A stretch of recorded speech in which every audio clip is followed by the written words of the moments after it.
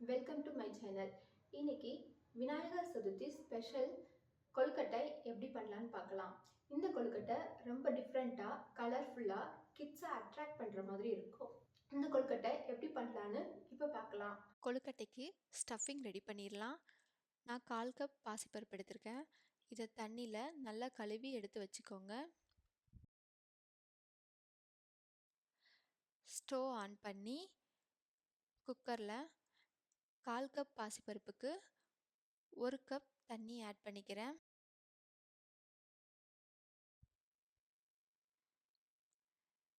இப்போ கழுவி வச்சுருந்த பாசிப்பருப்பையும் இதில் சேர்த்துக்கிறேன்.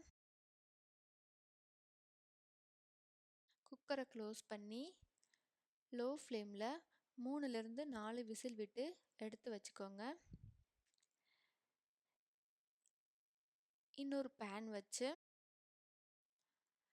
அதில் 2 டீஸ்பூன் நெய் சேர்த்துக்கிறேன்.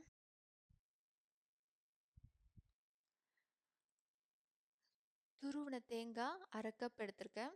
அதையும் இதில் சேர்த்துக்கிறேன். இது நல்லா ட்ரை ஆகிற வரைக்கும் ரோஸ்ட் பண்ணிக்கோங்க. தேங்காய் நல்லா ரோஸ்ட் ஆனதும் 1/2 கப் துருவின வெல்லம் இதில் சேர்த்துக்கிறேன். இதில் தண்ணி எதுவும் ஆட் பண்ண வேண்டாம். வெல்லம் நல்லா மெல்ட் ஆகிற வரைக்கும்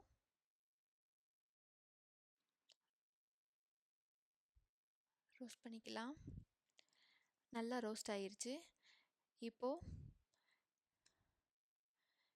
வேக வச்சுருந்த பாசிப்பருப்பை இதில் சேர்த்துக்கலாம்.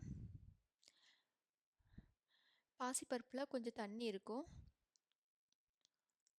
அது வத்துற வரைக்கும் ஒரு 5 மினிட்ஸ் வேக விடுங்க.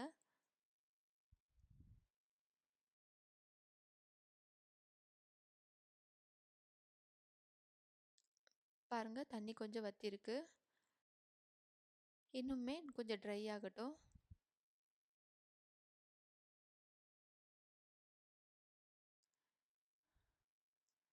இப்போது நல்லா ட்ரை ஆகிருச்சு.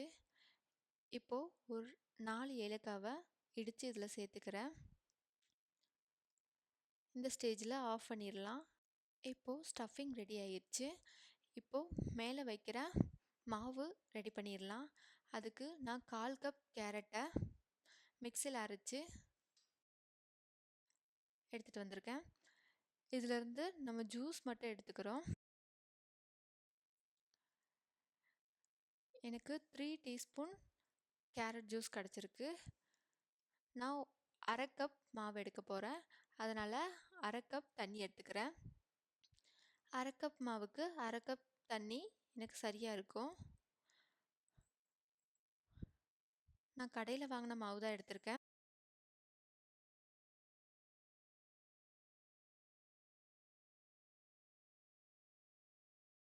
ஒரு பிஞ்ச் சால்ட்டு, 1 டீஸ்பூன் நெய் ஆட் பண்ணிக்கிறேன்.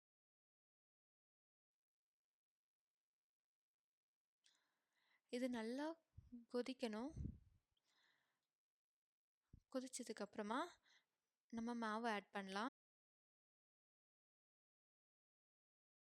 1/2 கப் அரிசி மாவு ஆட் பண்ணுறேன். லோ ஃப்ளேமில் வச்சு இது நல்லா மிக்ஸ் பண்ணி விடுங்க.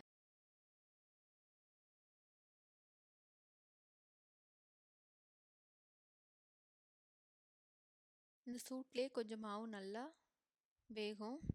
பாருங்கள், நல்லா வெந்துருச்சு. இப்போ ஸ்டவ் ஆஃப் பண்ணிடுங்க. இதை வேறு ஒரு பாத்திரத்தில் மாற்றிக்கிறேன்.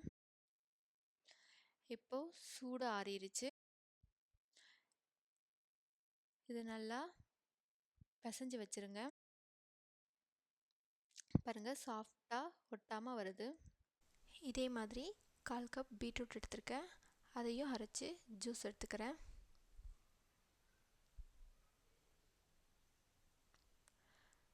3 டீஸ்பூன் பீட்ரூட் ஜூஸ் கிடச்சிருக்கு. இதில் தண்ணி ஆட் பண்ணிக்கிறேன். 1/2 கப் தண்ணி ஆட் பண்ணுறேன். ஏன்னா நம்ம 1/2 கப் மாவு சேர்க்க போகிறோம். மொத்தம் 1 கப் மாவு எடுத்திருக்கேன். பீட்ரூட் ஜூஸில் 1/2 கப்பு. கேரட் ஜூஸில் அரை கப்பு, சால்ட் ஒரு பிஞ்சு, நெய் ஒரு டீஸ்பூன் ஆட் பண்ணிக்கிறேன். இது நல்லா கொதித்ததும் மாவை ஆட் பண்ணிடலாம். இப்போ கொதிச்சிருச்சு. அரை கப் அரிசி மாவு எடுத்து வச்சுருக்கேன், இதை சேர்த்துக்கலாம். இப்போ ஸ்டவ் லோ ஃப்ளேமில் வச்சுருங்க. நான் மொத்தம் 1 கப் அரிசி மாவு சேர்த்துக்கிறேன்.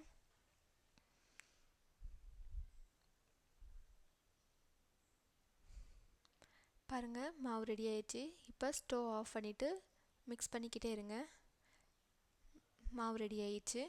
இப்போ நம்ம கேரட் மாவும் ரெடி ஆகிருக்கு, பீட்ரூட் மாவும் ரெடி ஆயிடுச்சு. அவ்வளோதான். இப்போ நம்ம மோல்டில் வச்சு ரெடி பண்ண வேண்டியதான். என்கிட்ட 2 மோல்டு இருக்குது. நான் ஒரு மோல்டில் நெய் அப்ளை பண்ணி வச்சுருக்கேன். இப்போ இதில் கொஞ்சம் மாவு எடுத்து வச்சிடலாம். நான் ஃபஸ்ட்டு பீட்ரூட் மாவை எடுக்க போகிறேன். கொஞ்சமாக எடுத்து கையில் வச்சு அப்படி தட்டி மோல்டில் வைக்கிறேங்க. மோல்டில் வைக்கும்போது கொஞ்சமாக விரிசல் வந்துச்சுன்னா கையில் தண்ணி தொட்டுட்டு இப்படி அமுக்கி விட்டால் சரியாயிரும். கொஞ்சமாக தண்ணி தொட்டு எங்கே விரிசல் இருக்கோ அந்த இடத்துல அப்ளை பண்ணுங்கள். இதே மாதிரி அந்த பக்கமும் மாவு எடுத்து வச்சிடலாம். இங்கே பாருங்கள், வச்சாச்சு. இப்போது ஸ்டஃபிங் வைக்கலாம். ஸ்டஃபிங் கொஞ்சம் நான் அதிகமாக வைக்கிறேன், அப்போ தான் சாப்பிட கொஞ்சம் டேஸ்ட்டாக தெரியும். இந்த பக்கம் கொஞ்சம் வச்சுருக்கேன், இன்னும் கொஞ்சம் இந்த சைடு வச்சுருக்கேன். அவ்வளோதான். இதை லாக் பண்ணி ஒரு ப்ரெஸ் கொடுத்தா அவ்வளோதான், நம்ம கொழுக்கட்டை ரெடி ஆயிடுச்சு.